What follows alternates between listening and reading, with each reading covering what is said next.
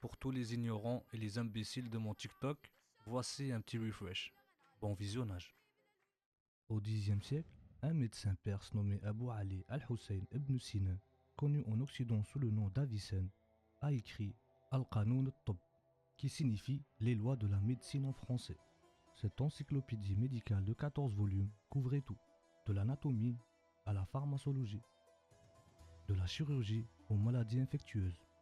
Ce livre a été le manuel médical standard en Europe et au Moyen-Orient pendant plus de 600 ans. Il a été enseigné dans les universités européennes jusqu'au XVIIe siècle. Ibn Sina a été le premier à décrire la nature contagieuse de la tuberculose, a identifié que les maladies pouvaient se propager par l'eau et le sol.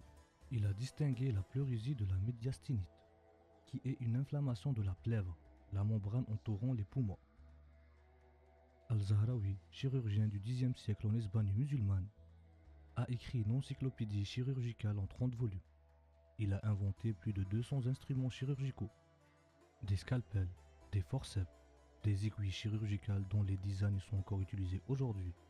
Il a été le premier à utiliser le catgut pour les sutures internes, une pratique standard jusqu'à l'invention des sutures synthétiques modernes. Et les hôpitaux, le premier véritable hôpital au sens moderne, avec des salles séparées pour différentes maladies, des salles d'opération, des bibliothèques médicales, des pharmacies, a été établi à Bagdad en 805. L'hôpital Ahmed ibn Taloun au Caire, fondé en 872, offrait des soins gratuits à tous, riches ou pauvres, musulmans ou non musulmans. Il avait des salles séparées pour les hommes et les femmes, pour différentes maladies, même une salle de musique pour la thérapie par la musique.